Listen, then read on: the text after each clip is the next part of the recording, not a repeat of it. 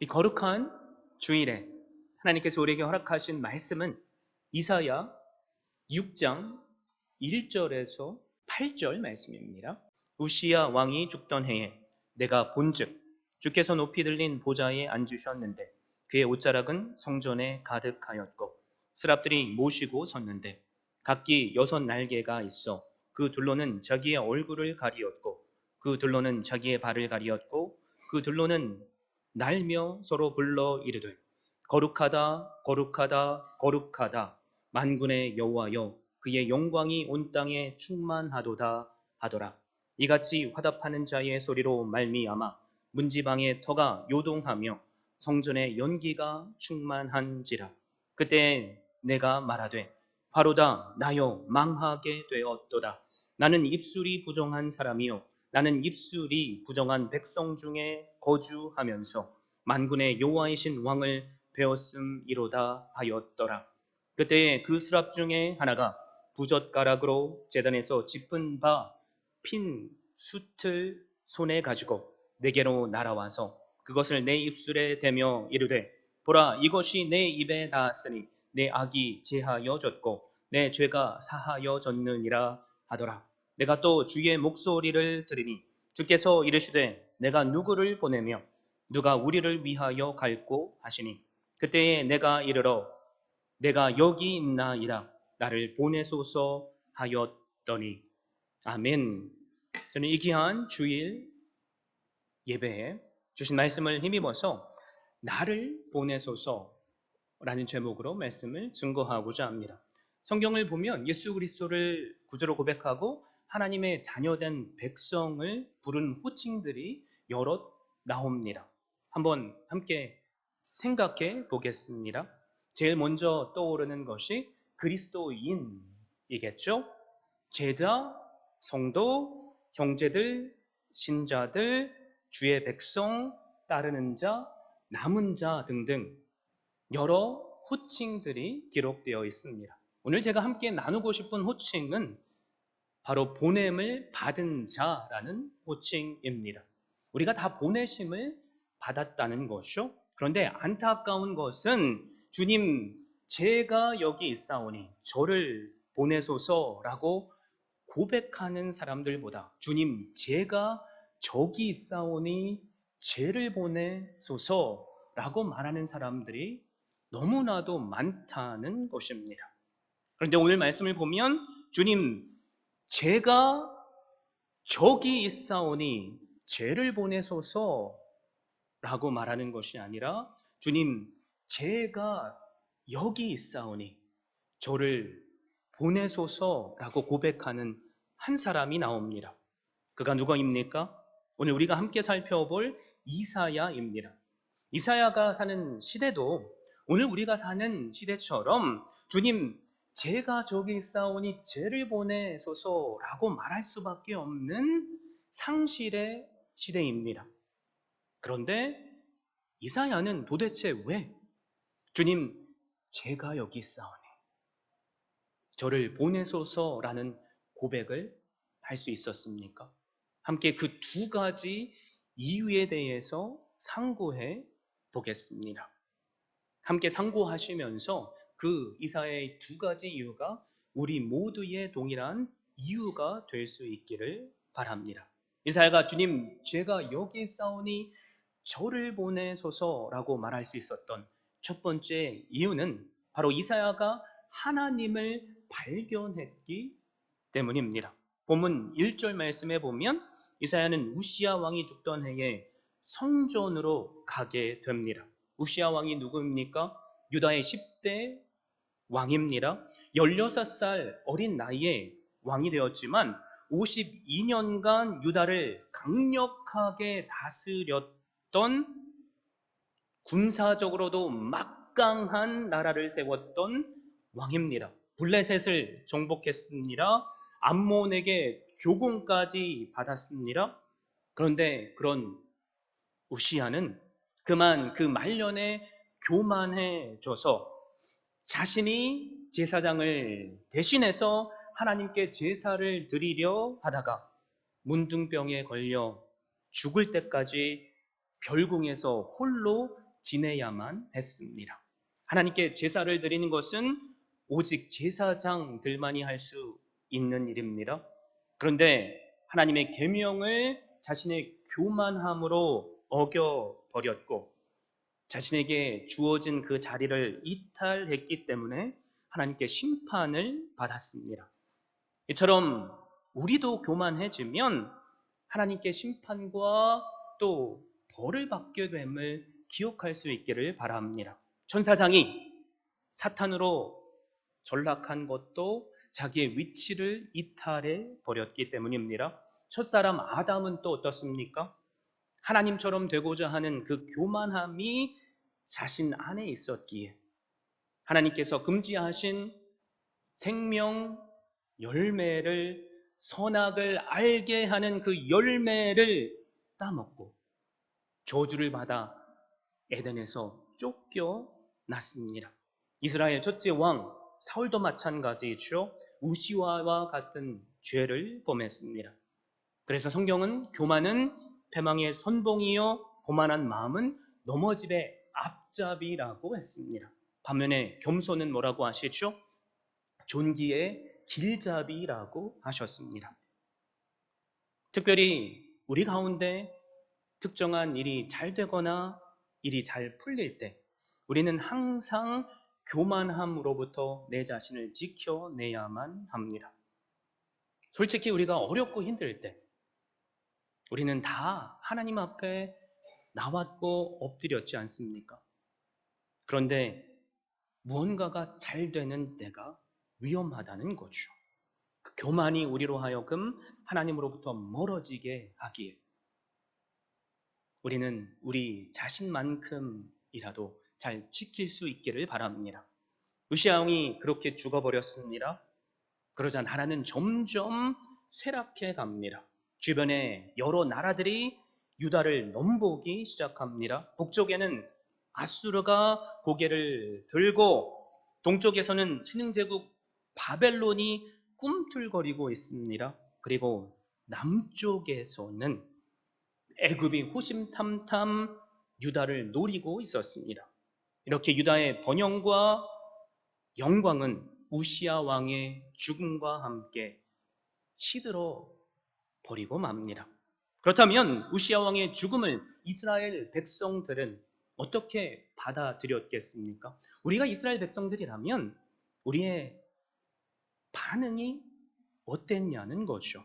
한마디로 정의하자면 상실과 절망이었을 것입니다. 그래서 그들은 떠나간 우시아를 그리워하며 언제 닥쳐올지 모르는 전쟁의 공포와 불안에 떨어야만 했습니다.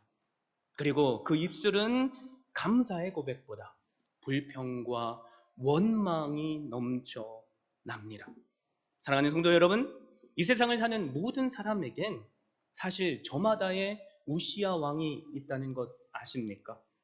사람들에겐 지금 당장 사라졌을 때 우리로 하여금 커다란 두려움과 절망을 가져오게 만드는 그 무언가가 있다는 말입니다. 하나님보다 더 내 왕으로 삼고 의지하는 것이 있다는 거죠. 여러분께 묻습니다. 우리에겐 우시아 왕 같은 존재는 무엇입니까? 어떤 분들에게는 그것이 재물일 수 있습니다. 또 그것이 사회적인 지위일 수 있습니다. 하나님을 믿는 자들에게는 내가 받고 싶어 하는 직분이 될 수 있습니다. 혹은 내 자녀일 수도 있다는 거죠. 세상의 대부분 사람들은 이렇게 내가 붙잡고 있는 우시아 왕을 상실해 버렸을 때, 앞이 보이지 않고 또 비전이 보이지 않을 때, 술을 마시고 또 점쟁이와 사람들을 찾아 나섭니다. 하지만 그때 우리는 절망과 슬픔에 사로잡혀 있는 것이 아니라 진정한 왕 되시는 하나님께 나와야만 합니다. 누구처럼 말씀이죠? 바로 이사야처럼 말입니다. 물론 모든 예배의 자리에 온 사람들이 다 왕 되신 하나님을 만나는 것은 아닙니다. 그런데 기억하십시오. 예배의 자리에 있지 않는 사람은 그 누구도 하나님을 만날 수 없습니다. 이 시간 소망이 있다면 이 예배의 시간에 저를 포함해서 우리 모두가 우리의 왕 되시는 하나님 아버지를 만날 수 있기를 바랍니다. 이사야는 절망의 때에 하나님의 임재를 상징하는 성전에 나왔습니다. 만군의 보좌 앞에 엎드려 무릎 꿇고 기도했습니다. 여기에 이사야의 위대함이 있습니다. 무언가를 잃어버린 상실의 마음을 또 다른 하나님이라는 꿈으로 채웠다는 말입니다. 1절 말씀을 보십시오. 우시야 왕이 죽던 해에 내가 본즉 주께서 높이 들린 보좌에 앉으셨는데 그의 옷자락은 성전에 가득하였고, 이사야는 드높은 보좌 위에 앉으신 하나님의 옷자락이 성전을 가득 덮고 있는 것을 보았습니다. 이 환상을 통해 이사야가 깨달은 것이 있습니다. 그것은 내가 정말 섬겨야 할 진정한 왕이 우시야가 아니었구나. 그분은 오직 천하 만물을 주관하시고 다스리시는 만군의 하나님이시구나 라는 것을 깨달았습니다. 하늘을 보니까 주님 곁에서 섬기고 모시는 천사들이 그 하나님을 향해 찬양합니다.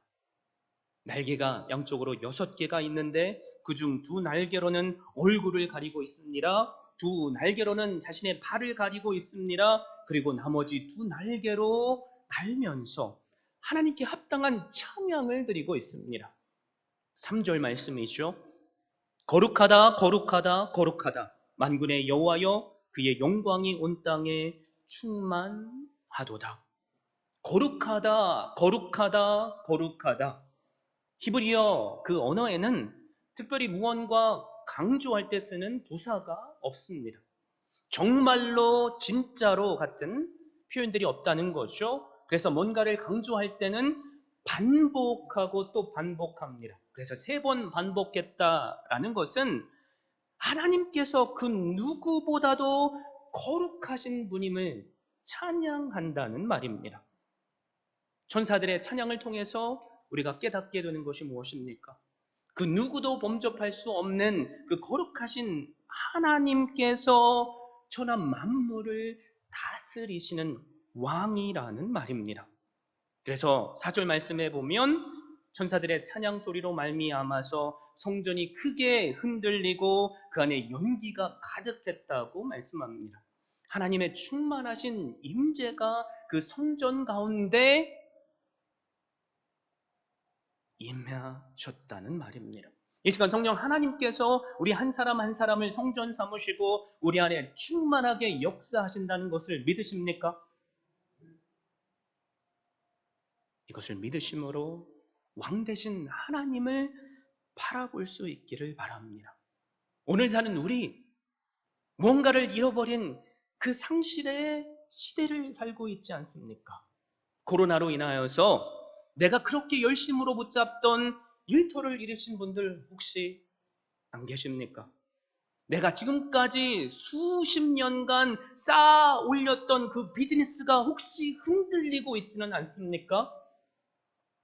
내가 수십 년간 섬겼던 교회가 이런저런 모양으로 아프기에 이제는 안 되나 봐 라는 그런 마음이 있는 분 혹시 계십니까?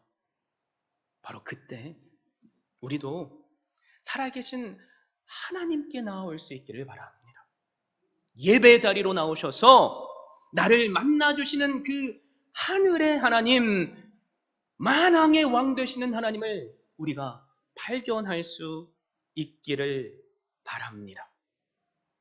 눈앞에 보이는 나로 절망케 하는 현실을 바라보지 마십시오.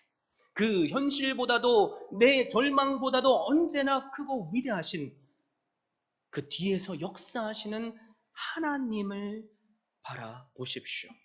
여러분 예배 자리에 나오셨죠? 지금 여러분 무엇을 보고 계십니까? 이 강단에 서 있는 사람이 보입니까? 사람이 아니라 강단 저 너머에서 사람을 사용하시며 말씀을 선포하시는 하나님을 보십시오. 그럴 때 그 말씀이 살아서 역사해서 우리의 심령을 일깨우고 우리도 성령 충만하신 은혜를 누리게 하며 절망이 상실이 기쁨이 되고 소망이 되게 하시는 놀라운 은혜를 누리게 될 줄로 믿습니다. 혹시 우리 가운데 예배 시간에 저 사람은 왜 이렇게 늦게 오지? 저 집사님 오늘 머리 했네? 저 장로님 새 옷 입었나 봐? 목사님 머리를 보니까 야, 우리 교회 온 지 3년 정도밖에 안 지났는데 흰머리가 왜 이렇게 많이 늘었지? 이런 거 보시는 분 계십니까? 여러분, 예배자로 전능하신 하나님을 이 시간 발견할 수 있기를 바랍니다. 그럴 때 우리도 주님 제가 여기 있습니다. 저도 보내주십시오 라는 그 자원하는 고백을 하게 될 줄로 믿습니다. 이사야가 주님 제가 여기 있사오니 저를 보내소서 라고 고백할 수 있었던 두 번째 이유가 있습니다. 그것은 바로 이사야가 자기 자신을 발견했기 때문입니다. 이사야는 높이 들린 보좌에 앉으신 왕 되시는 하나님을 발견했습니다. 그리고 그 하나님을 통해서 지금 내 자신을 보게 됩니다. 그러자 이사야가 뭐라고 고백합니까? 내가 전국에서 놀라운 하나님을 만났네라고 간증하고 있습니까? 나는 전국에 이렇게 갔다 왔다라고 책을 쓰고 강연을 하러 돌아다니고 있습니까? 아니죠. 5절 말씀을 보십시오. 그때 내가 말하되 화로다 나여 망하게 되었도다. 나는 입술이 부정한 사람이요 나는 입술이 부정한 백성 중에 거주하면서 만군의 여호와이신 왕을 배웠음이로다 하였더라. 지금까지 이사야는 그래도 나만큼은 이 시대에 의식이 있는 사람이라고 착각하며 살았습니다. 나 정도 신앙생활하면 하나님께서 기뻐 받으실 줄 알았습니다. 그런데 지금 이사야가 뭐라고 고백하죠? 내가 망하게 되었도다. 나는 입술이 부정한 사람이다. 라고 고백하고 있습니다. 입술이 부정한 백성 중에 거주하면서 만군의 여호와이신 하나님을 배웠다고 말하죠. 이스라엘 백성들이 우시야 왕 나를 보호해 줄 것 같은 그 철현 요새처럼 느껴졌던 그 왕이 죽어버리죠. 그들의 입술에서는 불평이 나왔고 그들의 입술은 하나님마저 원망하고 있었습니다. 이사야는 나는 아닌 것처럼 그랬지만 이미 백성들이 그 말을 하는 가운데 자기도 마음으로 그것에 동조하게 되었고 나도 모르게 하나님을 신뢰하는 말보다 의심하는 말들 그리고 하나님께 언제까지 우리를 이렇게 어렵게 하시겠습니까? 라는 불평을 털어놓았다라는 말입니다. 여러분, 사람과 사람이 서로를 바라보면 우리는 언제나 비교할 수밖에 없습니다.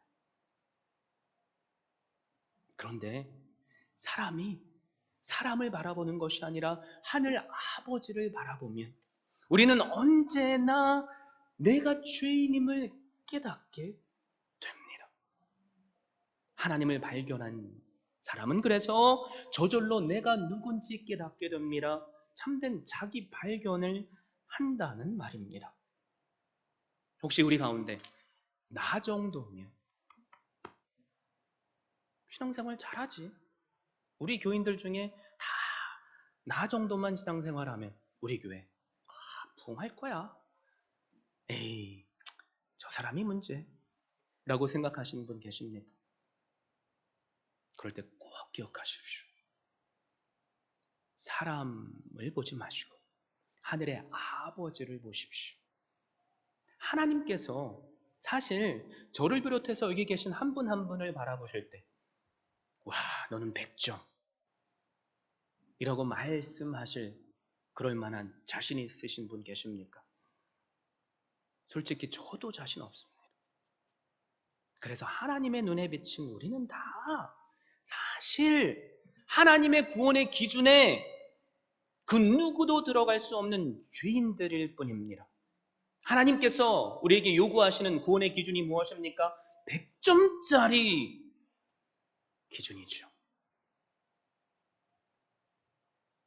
내가 99점이라고 생각하시더라도 나는 하나님의 전적인 은혜가 아니면 심판받을 수밖에 없는 자임을 깨닫고 우리의 입술의 고백도 바로 이사야의 고백이 될 수 있기를 바랍니다.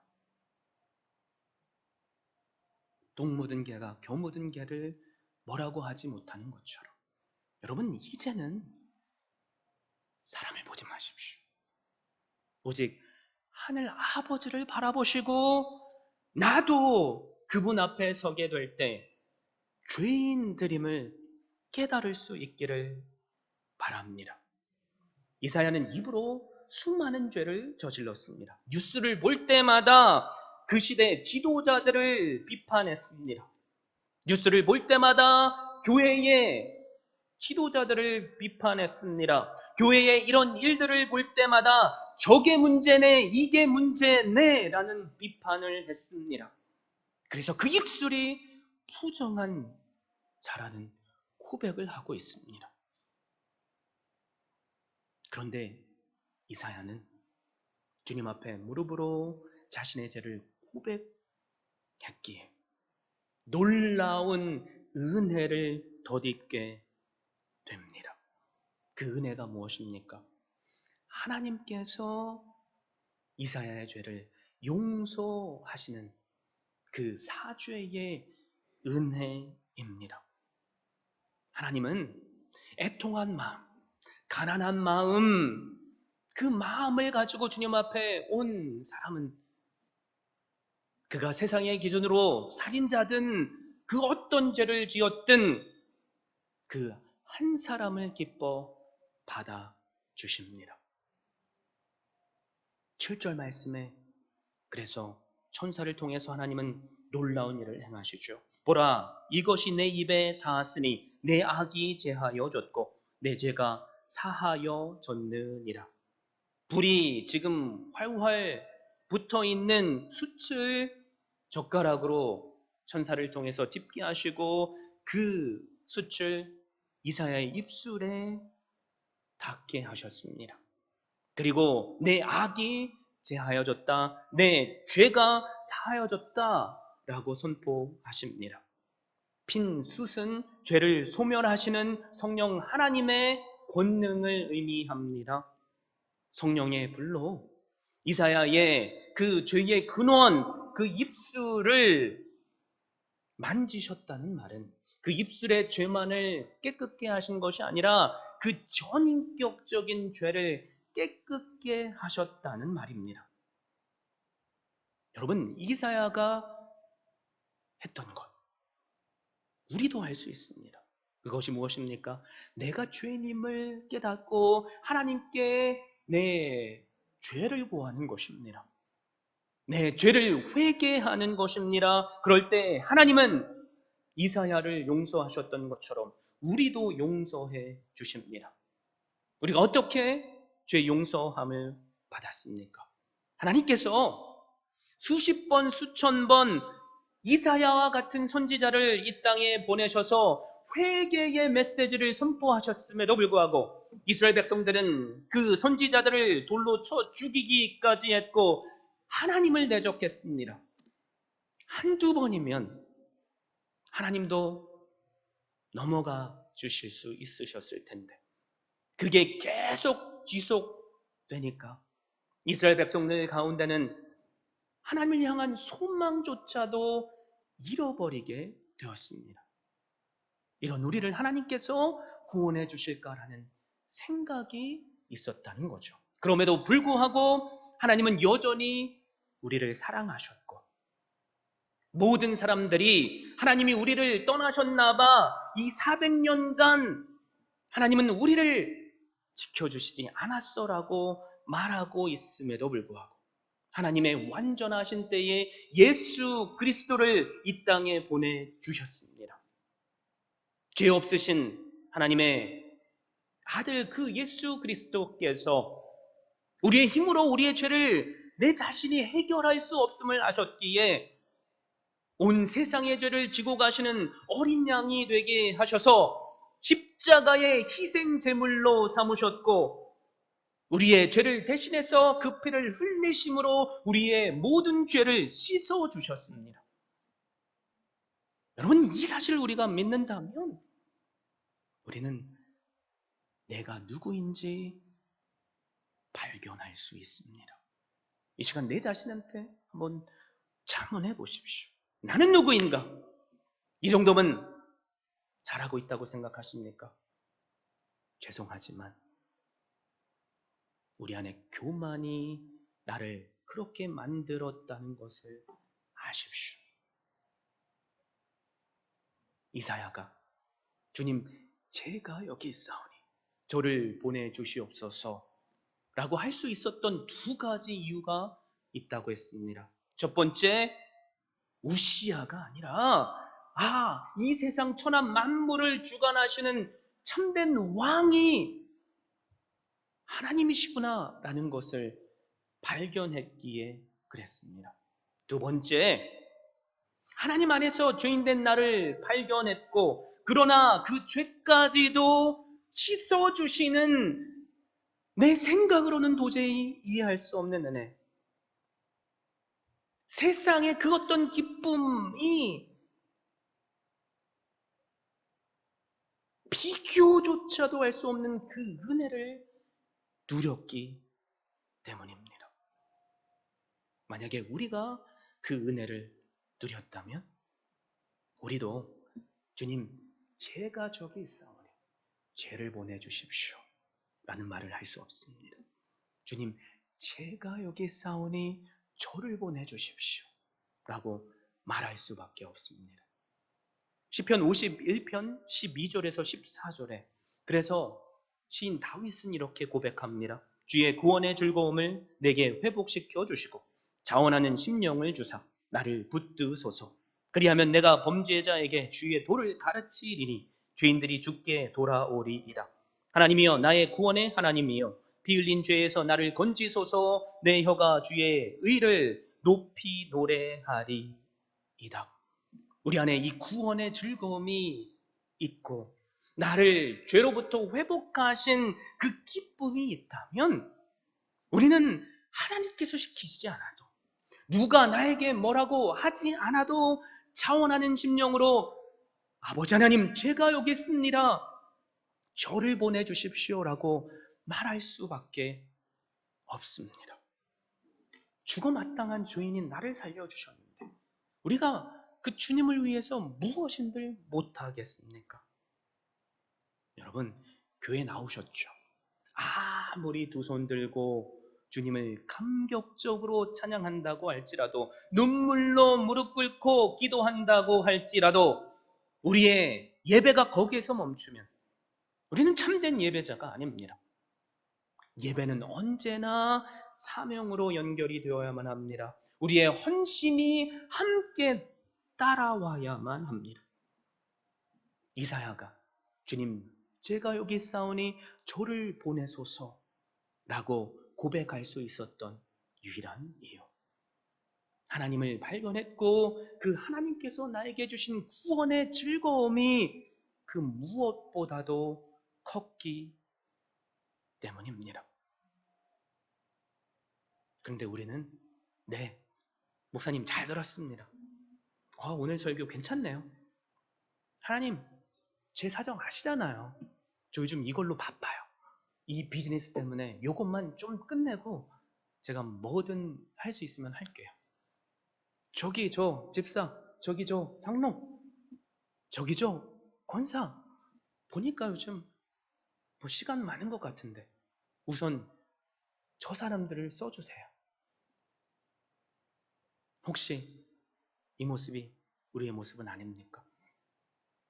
그러면 우리가 아무리 예배를 잘 드렸다고 해도 우리의 신앙의 모습은 껍데기 밖에 남아있지 않은 허상임을 깨닫게 되시기를 바랍니다. 하나님께서 우리를 만나주셨죠. 예수 그리스도께서 십자가에 달려 죽으시고 부활하신 후에 제자들을 세우셨고 그들을 땅끝까지 보내셨으며 복음을 증거하라고 하셨습니다. 여러분, 그 제자들 때문에 우리가 복음을 들었고 우리도 땅끝까지 가서 복음을 증거하라는 사명을 받았습니다. 그래서 우리도 사실 보내심을 받은 자의 삶을 살아야만 합니다. 저는 지금 여러분께 다 모든 일 그만하시고 선교지로 나가십시오라고 말하는 것이 아닙니다. 여러분의 삶이 선교지가 되게 하십시오. 여러분의 가족 가운데 여러분을 통해서 주님 앞에 돌아올 영혼이 혹시 있지는 않습니까? 여러분의 비즈니스 그 일터 가운데 여러분 한 사람을 통해서만이 주님께 돌아올 수밖에 없는 영혼이 있지는 않습니까? 여러분 한 사람 때문에 교회 안에서 믿음으로 자라고 하나님께 영광 올려드릴 그 영혼이 혹시 있지는 않습니까? 내 상황, 내 형편을 생각하면 우리는 그 무엇도 할 수 없습니다. 핑계는 만들면 수천 가지, 수만 가지 만들 수 있기 때문입니다.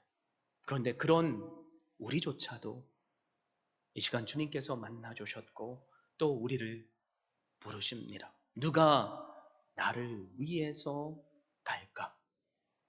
이 주님의 음성이 바로 나 한 사람에게 주시는 음성인 줄 깨달으시고 저처럼 이렇게 두 손 드시고 주님, 제가 여기 있사오니 저를 보내주시옵소서라고 고백할 수 있기를 바랍니다. 내가 할 수 있는 곳, 내가 할 수 있는 시간, 내가 할 수 있는 장소에서 그것이 작은 일이든 그것이 내 눈에 보기에 하찮아 보이는 일이든 그 일을 함께 감당해 주십시오. 그럴 때 보내심을 받은 우리도 이사야처럼 하나님께서 귀하게 들어 써주실 줄 믿습니다. 우리가 꿈꾸는 가서 제자 삼는 교회. 나 한 사람 때문에 당신이 다니는 교회라면 나도 가고 싶다라는 말을 듣는 교회. 하나님께서 보내주신 그 자리에서 그 교회를 이제는 함께 세워가는 그 사명자가 될 수 있기를 예수 그리스도의 이름으로 축원드립니다.